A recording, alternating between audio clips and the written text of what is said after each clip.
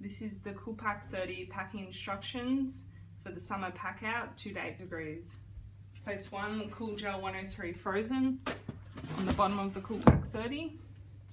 Place 1 CoolPac30 PE sheet on top of the frozen.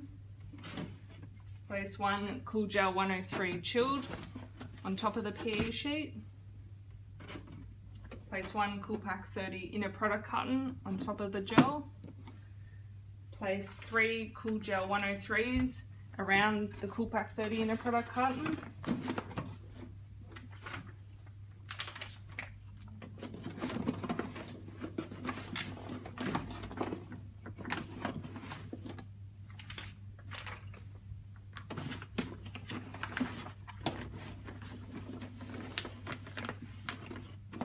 Now place 1 Cool Gel 103 chilled on top of the product carton. Place 1 CoolPac30 PE sheet on top of the chilled. And place 1 Cool Gel 103 frozen on top of the PE sheet. Place the CoolPac30 lid on and tape up firmly.